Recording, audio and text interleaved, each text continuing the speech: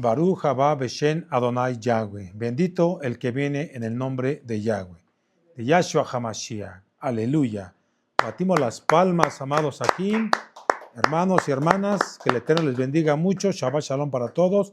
Y Chag Sameach. Recuerden que seguimos con la fiesta de los panes sin levadura, la fiesta de Hamatzot. Aleluya. Muy bien, amados aquí, pues hoy vamos a estudiar la Haftarah. En este caso, la Haftarah es la parashá que se ministró el día de ayer, que es el mismo día, Shabbat. La Haftarah en este caso la Haftarah se llama Shmini, que quiere decir octavo. Vamos a hacer una oración y vamos a ponernos en las manos del Todopoderoso. Bendito es tu nombre, Abba Kadosh. Nos acercamos una vez más a ti para que nos des sabiduría, entendimiento, comprensión de tu bendita Torah, y que todo lo que aprendamos el día de hoy sea un alimento espiritual para nuestra vida y para así poderla llevar por obra en nuestra vida diaria. Te lo pedimos, por favor, Abba Kadosh, que así sea, en el nombre grande y poderoso de Yahshua HaMashiach. Amén. Aleluya. Muy bien, amados Ajim. Vamos les voy a dar las citas correspondientes de la Haftarah Shmini. Es segunda de Samuel capítulo 6, verso 1. Segunda de Samuel capítulo 6, verso 1, hasta el capítulo 7, verso 17. 7, 17. Y las citas sugeridas del Brit Hadashah es el libro de Marcos, capítulo 7, del 1 al 23. Marcos 7, 1, 23. La tercera cita es segunda de Corintios, capítulo 6, 14, hasta el capítulo 7, 1. Segunda de Corintios, capítulo 6, 14, hasta el 7, 1. Y primera de Pedro, capítulo 1, del 14 al 16. Primera de Pedro 1, 14 al 16. Muy bien, amados aquí, pues les voy a dar lectura a esta cita correspondiente, la de segunda de Samuel, capítulo 6, verso 1. David volvió a reunir a todos los escogidos de Israel, 30,000, y se levantó David y partió de Balá de Judá con todo el pueblo que tenía consigo, para hacer pasar de allí el arca de Elohim, sobre la cual era invocado el nombre de Yahweh de los ejércitos, que mora entre los querubim. Pusieron el arca de Elohim sobre un carro nuevo y la llevaron de la casa de Abinadab, que estaba en el collado, y Usa y Ahío, hijos de Abinadab, guiaban el carro nuevo. Y cuando lo llevaban de la casa de Abinadab, que estaba en el collado, con el arca de Elohim, Ahío iba delante del arca, y David y toda la casa de Israel danzaban delante de Yahweh con toda clase de instrumentos de madera de haya, con arpas, salterios, panderos, flautas y címbalos. Cuando llegaron a la era de Nacón, Usa extendió su mano al arca de Elohim y la sostuvo, porque los bueyes tropezaron, y el furor de Yahweh se encendió contra Usa, y lo hirió allí Elohim por aquella temeridad, y cayó allí muerto junto al arca de Elohim. Y se entristeció David por haber herido Yahweh a Usa, y fue llamado aquel lugar Pérez Usa hasta hoy. Y temiendo David a Yahweh, aquel día dijo: ¿cómo ha de venir a mí el arca de Yahweh? De modo que David no quiso traer para sí el arca de Yahweh a la ciudad de David, y la hizo llevar David a la casa de Obed-Edom, geteo, y estuvo el arca de Yahweh en casa de Obed-Edom, geteo, 3 meses, y bendijo Yahweh a Obed-Edom y a toda su casa. Fue dado aviso al rey David, diciendo: Yahweh ha bendecido la casa de Obed-Edom y todo lo que tiene a causa del arca de Elohim. Entonces David fue y llevó con alegría el arca de Elohim de la casa de Obed-Edom a la ciudad de David. Y cuando los que llevaban el arca de Elohim habían andado 6 pasos, el sacrificio él sacrificó un buey y un carnero engordado, y David danzaba con toda fuerza delante de Yahweh. Y estaba David vestido con un efod de lino. Así David y toda la casa de Israel conducían el arca de Yahweh con júbilo y sonido de trompeta. Cuando el arca de Yahweh llegó a la ciudad de David, aconteció que Mical, hija de Shaul, miró desde una ventana y vio al rey David que saltaba y danzaba delante de Yahweh, y le menospreció en su corazón. Metieron pues el arca de Yahweh y la pusieron en su lugar en medio de una tienda que David la había levantado, y sacrificó David holocaustos y ofrendas de shalom delante de Yahweh. Y cuando David había acabado de ofrecer los holocaustos y ofrendas de shalom, bendijo al pueblo en el nombre de Yahweh de los ejércitos, y repartió a todo el pueblo y a toda la humanidad de Israel. Así los hombres como a mujeres, a cada uno un pan y un pedazo de carne y una torta de pasas, y se fue todo el pueblo, cada uno a su casa. Volvió luego David para bendecir su casa, y saliendo Mical a recibir a David, dijo: «Cuán honrado ha quedado hoy el rey de Israel, descubriéndose hoy delante de las criadas de sus siervos, cómo se descubre sin decoro un cualquiera». Entonces David respondió a Mical: «Fue delante de Yahweh quien me eligió en preferencia a tu padre y a toda tu casa para constituirme por príncipe sobre el pueblo de Yahweh, sobre Israel. Por tanto, danzaré delante de Yahweh, y aún me haré más vil que esta vez, y seré más bajo a tus ojos, pero seré honrado delante de las criadas de quienes has hablado». Y Mical, hija de Shaul, nunca tuvo hijos hasta el día de su muerte. Segunda de Samuel 7:1. Aconteció que cuando ya el rey habitaba en su casa, después que Yahweh le había dado reposo de todos sus enemigos en derredor, y dijo el rey al profeta Natán: «Mira ahora, yo habito en casa de cedro, y el arca de Elohim está entre cortinas». Y Natán dijo al rey: «Anda y haz todo lo que está en tu corazón, porque Yahweh está contigo». Aconteció aquella noche que vino palabra de Yahweh a Natán, diciendo: «Ve y di a mi siervo David, así ha dicho Yahweh: ¿tú me has de edificar casa en que yo more? Ciertamente no he habitado en casas desde el día en que saqué a los hijos de Israel de Egipto hasta hoy, sino que he andado en tienda en el Mishkan, y en todo cuanto he andado con todos los hijos de Israel. ¿He hablado yo palabra a alguna de las tribus de Israel, a quien haya mandado apacentar a mi pueblo de Israel, diciendo: ¿por qué no me habéis edificado casa de cedro? Ahora pues dirás así a mi siervo David: así ha dicho Yahweh de los ejércitos: yo te tomé del redil de detrás de las ovejas, para que fueses príncipe sobre mi pueblo, sobre Israel, y he estado contigo en todo cuanto has andado delante de ti. He destruido a todos tus enemigos, y yo te he dado nombre grande como el nombre de los grandes que hay en la tierra.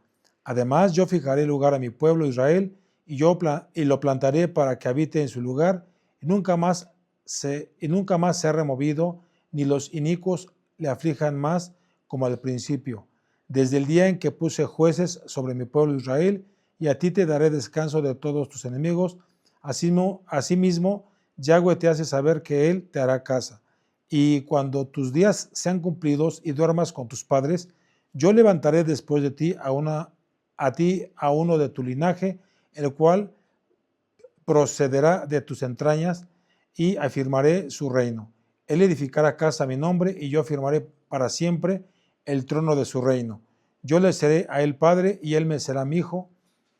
Y si él hiciere mal, yo le castigaré con vara de hombres y con azotes hijos de hombres. Pero mi compasión no se apartará de él, como la aparté de Saúl, el cual quité de delante de ti, y será afirmada tu casa y tu reino para siempre delante de tu rostro, y tu trono será estable eternamente. Conforme a todas estas palabras y conforme a toda esta visión, así habló Natán a David. Entonces, en esta porción, amados Sahim, vemos cómo el rey David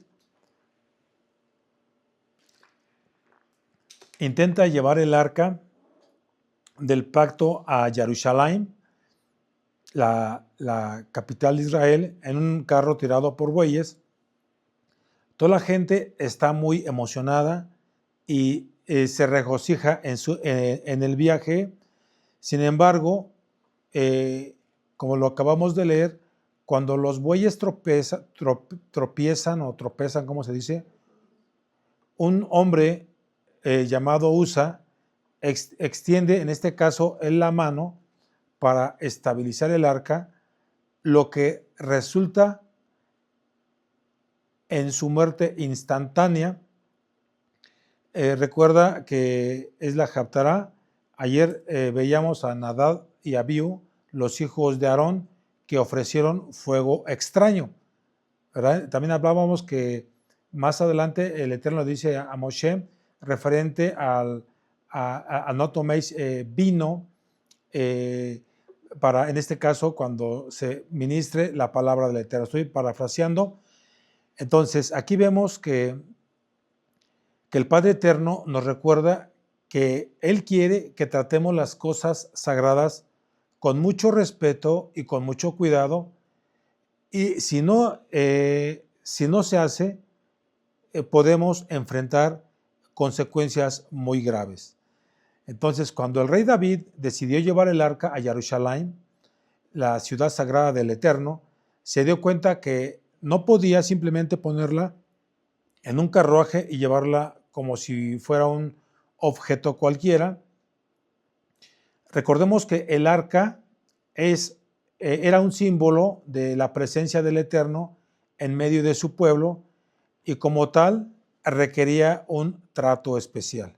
Entonces no era solo un objeto valioso o histórico, sino que representaba la conexión entre el Padre Eterno y su pueblo. Entonces la razón por la que el arca no podía ir en carruajes es que el Eterno ya había establecido las reglas específicas para su transporte. Si vemos en el libro de Bamidbar, en el libro de Números, se describe cómo los Kohanim debían llevar el arca sobre sus hombros, utilizando varas especiales para transportarla.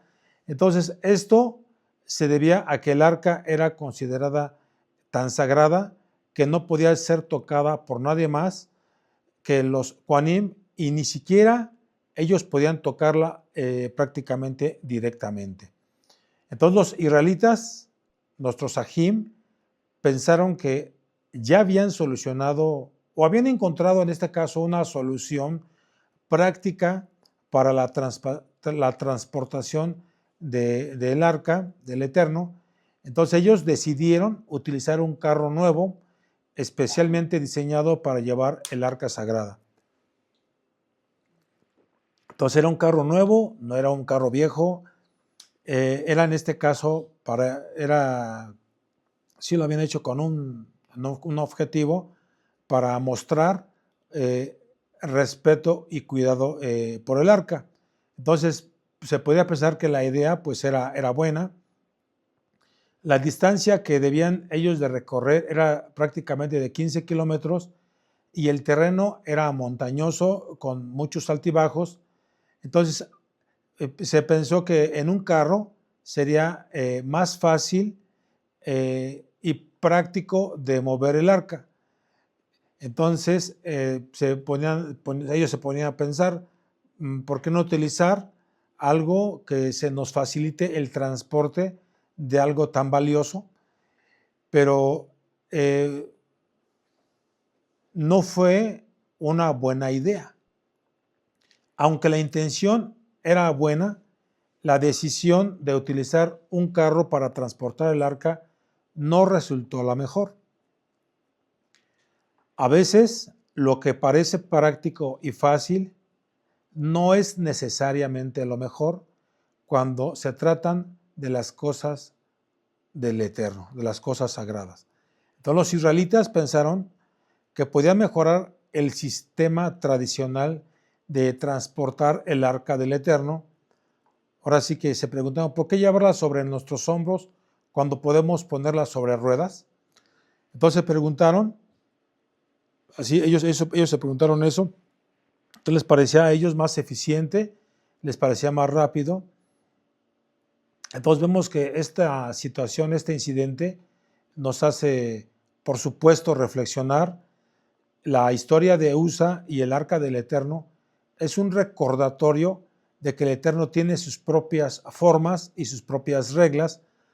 Aunque puede parecer difícil de entender, vemos que la muerte de Usa nos enseña a respetar y seguir las instrucciones del Eterno.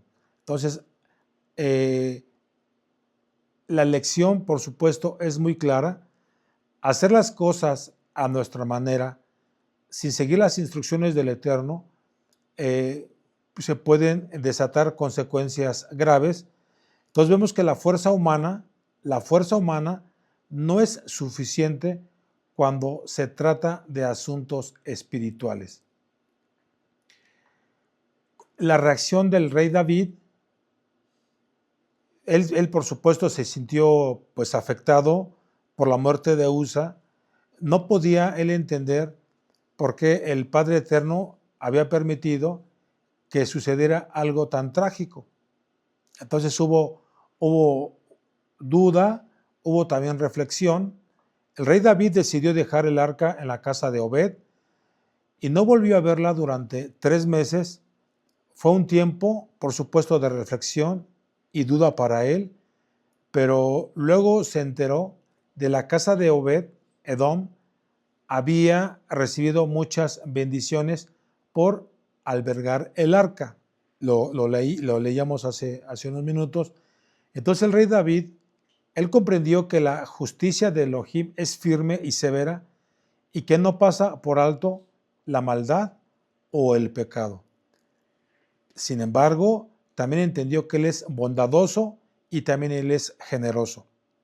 Entonces, Él toma la decisión de intentarlo una vez más. Entonces, después de ver las bendiciones de la casa de Obed-Edom que él había recibido, el rey David se sintió animado a intentarlo de nuevo. Entonces decidió llevar el arca a Jerusalén con más respeto y reverencia y con una mayor comprensión de la naturaleza del Eterno. Entonces, si tú decides, como ya lo has hecho, y las personas que están pretendiendo seguir al Abacadosh, repito, si decidimos, ya hablando en plural, seguir al Padre Eterno como lo hizo el rey David, debemos estar dispuestos a hacerlo a manera del Padre Eterno, incluso cuando no entiendas o parezca injusto. Entonces el rey David se recuperó del golpe y volvió a intentarlo, pero esta vez ya se aseguró de seguir las instrucciones del Eterno al pie de la letra. Entonces el rey David y sus hombres se prepararon para llevar el arca de Elohim con reverencia, sacaron las túnicas ceremoniales para los Kohanim y el arca fue alzada sobre sus hombros. Entonces la procesión fue ordenada y fue solemne, tal como el Padre Eterno había instruido. Entonces el viaje fue lento, fue cuidadoso. Entonces de esta manera avanzaron sin que nadie más muriera. Finalmente llegaron al final y el arca se instaló en su lugar. El rey David danzó con alegría, hubo una gran celebración, todos recibieron tortas. La Torah dice de pasas, pero yo digo que eran como tortas de dátiles. Y se escuchó en este caso el sonido del shofar. En primera de Samuel, capítulo 25, verso 18, dice: entonces Abigail se dio prisa y tomó 200 panes y 2 odres de vino y 5 ovejas guisadas y 5 medidas de grano tostado y 100 racimos de pasas y 200 panes de higos secos. Entonces Abigail prepara una ofrenda para David y sus hombres, incluyendo las tortas. Entonces fue un momento de gran alegría y de gratitud para David, para el rey David y todo Israel. Entonces vemos que esta historia nos enseña que debemos de confiar en la sabiduría del Eterno y seguir sus instrucciones paso a paso, aunque no siempre las entendamos. Entonces sus caminos pueden parecer pues como que no cuadran en nuestra mente, pero Él sabe lo que es mejor para cada uno de nosotros. Entonces obedecer al Eterno nos protege de las consecuencias que no podemos prever. Él nos disciplina y nos entrena para que confiemos en Él y en sus costumbres, incluso cuando, repito, cuando no comprendamos lo que el Padre Eterno quiere. Entonces es fácil caer en la tentación de hacer cosas a nuestra manera, pero esto puede llevarnos a lamentar las consecuencias si confiamos en la sabiduría. Si confiamos en la sabiduría del Padre Eterno y seguimos su bendita palabra, su Torah, su instrucción de verdad, podemos estar seguros de que nos llevará a nuestro destino y perfectamente así a su debido tiempo, como dice la bendita Torah, no con ejército ni con fuerza, sino con mi ruaj. Eso lo encontramos en el libro de Zacarías capítulo 4, verso 6. Entonces el Padre Eterno no necesita de nuestra fuerza o de nuestro poder, sino de nuestra obediencia y confianza en Él. Entonces el Abba Kadosh, Yahweh, Yahshua, exige la Kedushá, exige justicia, tanto en el antiguo pacto como en el nuevo pacto. Él no cambia, recuerda que Él es el mismo ayer, hoy y siempre. Él es eterno. Entonces Él no cambia y sus estándares de Kedushá siguen siendo los mismos. Entonces debemos esforzarnos por vivir de acuerdo con sus instrucciones y confiar en su sabiduría. Entonces esta parashá, la parashá me refiero a la de ayer, la parashá Shmini, como ayer lo leíamos, nos habla de las leyes del kashrut, ayer lo mencionábamos, que son las leyes dietéticas de acuerdo a las ordenanzas del Padre Eterno. Entonces, en Levítico capítulo 11, el Padre Eterno describe qué animales son comestibles y cuáles no. Pero la pregunta es, ¿por qué debería importarle al Padre Eterno lo que comemos? La razón principal de estas leyes no es solo por razones de salud o higiene, que tiene mucho que ver. En realidad, el propósito es separarnos a nosotros como pueblo de Israel, como un pueblo santo. Entonces, lo que comemos no solo afecta a nuestro cuerpo, sino también a nuestra mente, también a hasta nuestra alma, nuestra neshama. Entonces la comida es más que solo algo que nos nutre. También tiene un impacto en nuestra espiritualidad y nuestra relación con el Padre Eterno. Entonces la Kedushá en nuestra vida cotidiana, el Padre Eterno quiere que su pueblo sea Kadosh, sea diferente, pero no aislado. O sea, me refiero, en lugar de eso, Él llama a su pueblo a ser una presencia positiva y transformadora en el mundo. Él quiere que llevemos la Kedushá a todos, quiere que las personas, que seamos útiles, no inútiles, que seamos útiles para llevar las buenas nuevas de salvación y que llevemos la Kedushá a todos los aspectos de nuestra vida, incluyendo la comida y, por supuesto, las actividades diarias. Entonces hay que vivir con un propósito. Entonces la Kedushá no es solo para momentos especiales, sino para la vida diaria. El Abba Kadosh quiere que su pueblo viva con conciencia, llevando su presencia a todo lo que nosotros estamos realizando. Entonces no hay una separación entre lo sagrado y lo secular. Entonces aquí vemos que todo puede ser sagrado si lo hacemos con la intención de honrar al Padre Eterno. La comida, el trabajo, las relaciones personales, todo puede ser una forma de vivir para el Todopoderoso. Quiero que abran sus Biblias, por favor, en el libro de Marcos, capítulo 7, del 1 al 23.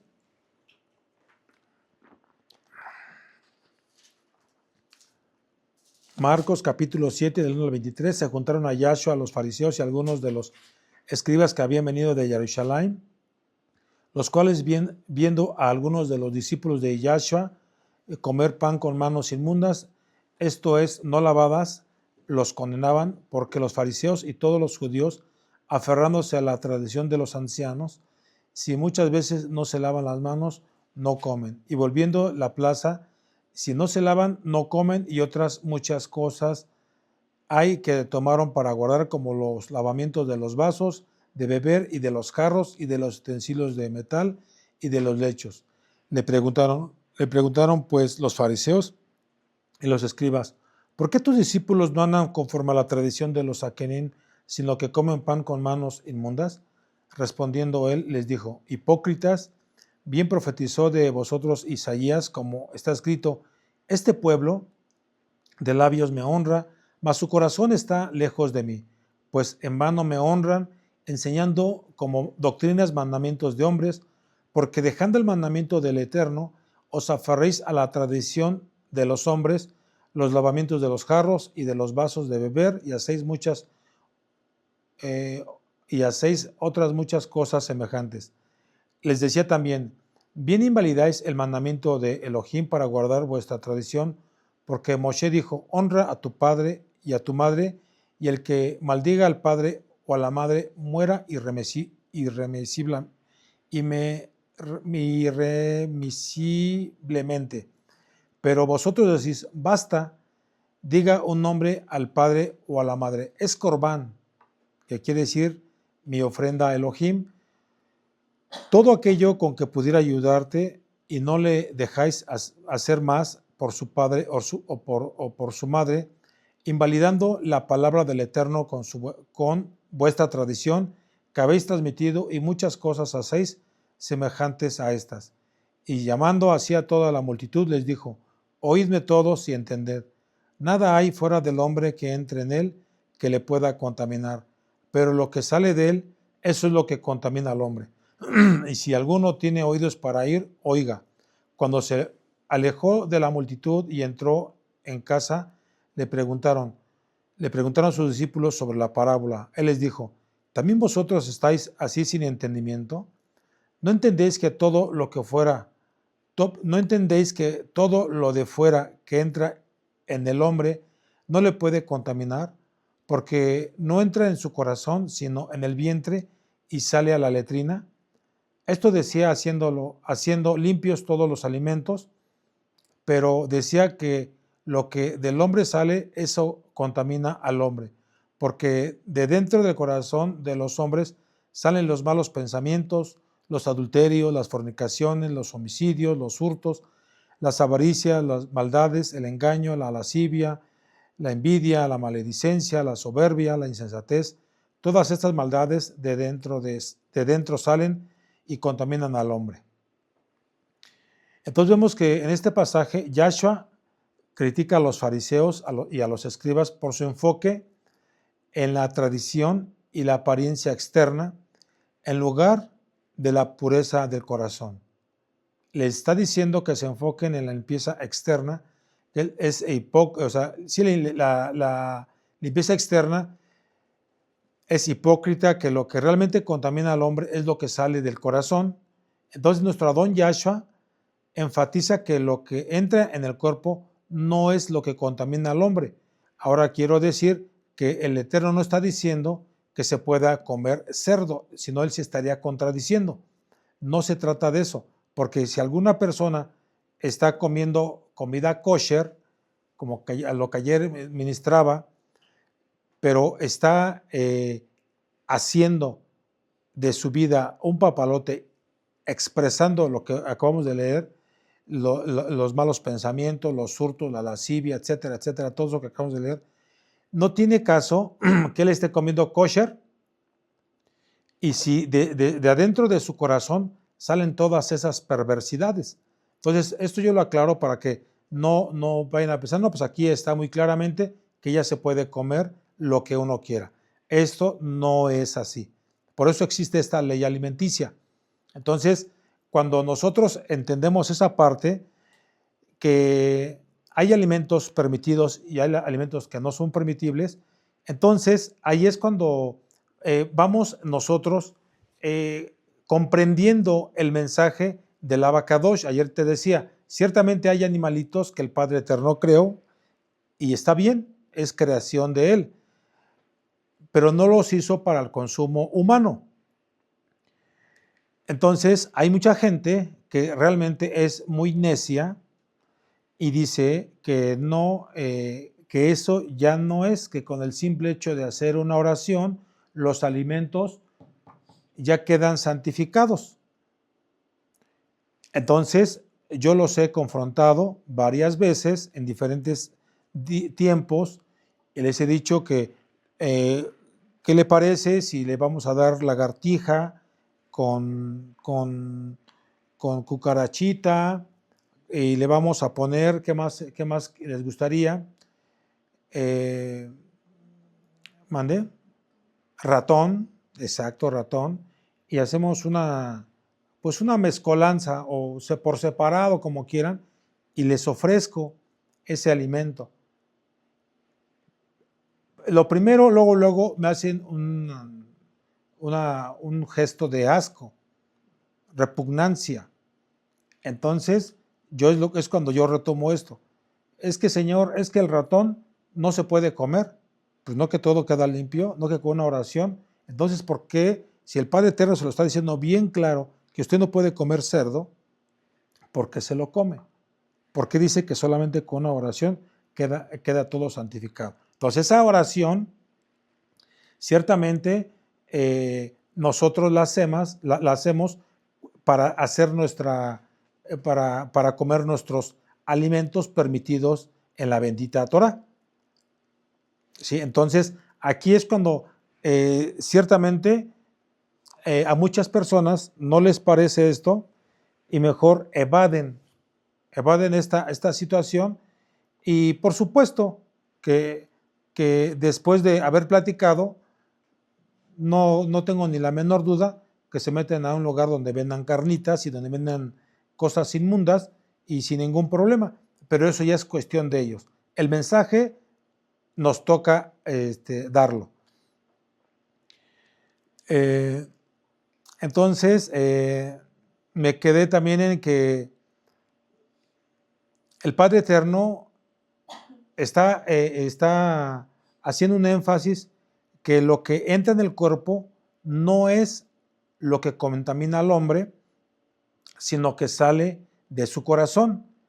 Esto lo leíamos, lo repito por tercera vez, incluye los pensamientos malos, los adulterios, las fornicaciones, los hurtos, etcétera, etcétera, etcétera, la soberbia, la insensatez.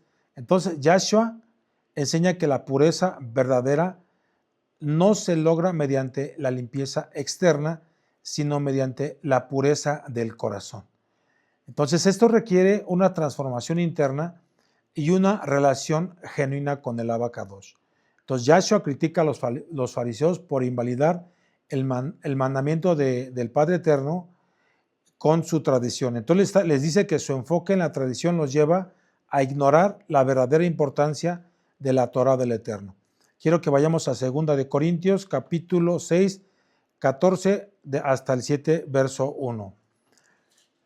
No os unáis en yugo desigual con los incrédulos, porque ¿qué compañerismo tiene la justicia con la injusticia? ¿Y qué comunión la luz con las tinieblas? ¿Y qué concordia Mashiach con Belial? ¿O qué parte el creyente con el incrédulo? ¿Y qué acuerdo hay entre el templo de Elohim y los ídolos?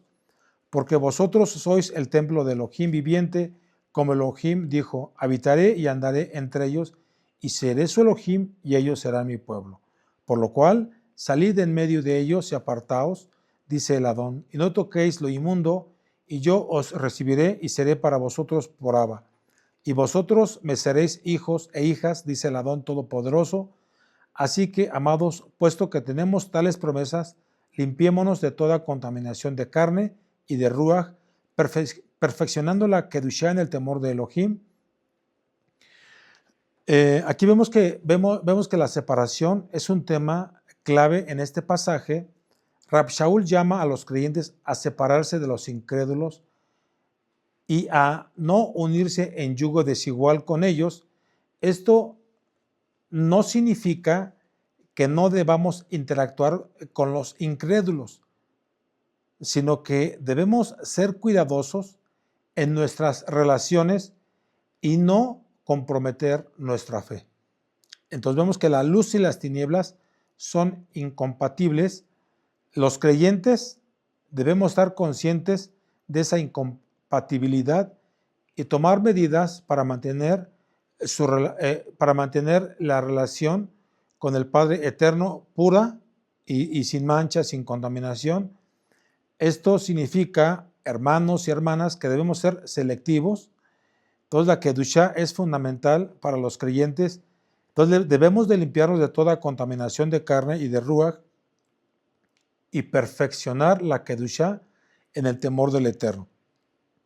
Esto se requiere, por supuesto, de una vida de obediencia y de sumisión al Padre Eterno. Entonces recordemos lo que también leíamos: nosotros los creyentes somos el templo del Elohim viviente.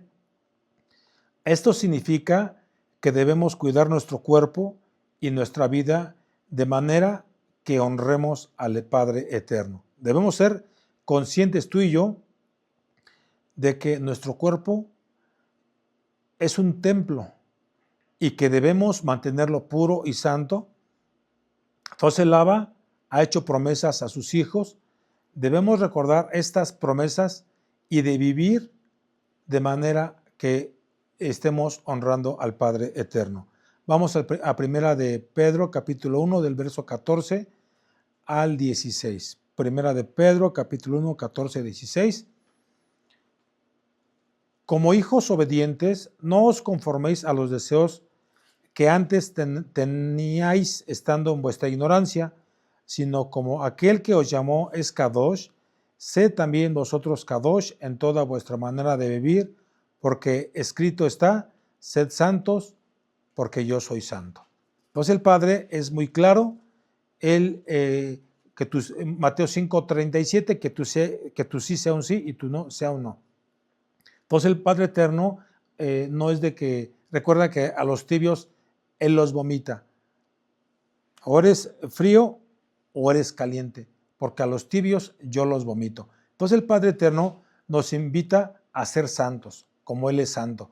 Entonces el mensaje es muy claro, el tener, el cuidarnos tanto en pensamientos, en lo que comemos, en lo que decimos, porque alguien puede estar pensando 1000 barbaridades en su mente, no quiero decir más, pero muchas situaciones, y ponerse su talit y comer y haber cumplido la fiesta de los panes sin levadura, los 7 días que más tarde estaremos celebrando el último Shabbat, el último Shabbatón de la fiesta de los panes sin levadura.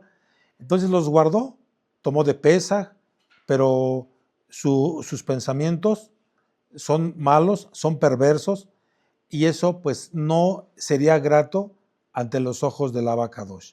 Vamos a hacer una oración, amados aquí. Bendito es tu nombre, Abba. Te damos muchas gracias, Padre Eterno, por esta bendición, por seguirnos enseñando, por seguirnos ministrando. ¿Cómo tiene que ser tu pueblo apartado? Debemos ser santo como tú eres 3 veces Kadosh, Abba. Te pedimos, Padre Eterno, perdón por nuestras fallas, torpezas, tonterías, por todo lo que no te agrada de nosotros, Abba. Que todo lo que pensemos, Abba, de aquí en adelante sea de tu Kadosh y de tu bendito agrado, y que así sea nuestra manera de actuar. Bendito eres, Abba Kadosh. Beshen Gadol Yahshua HaMashiach. Omen. Aleluya. Toda Rabá, Abba Kadosh.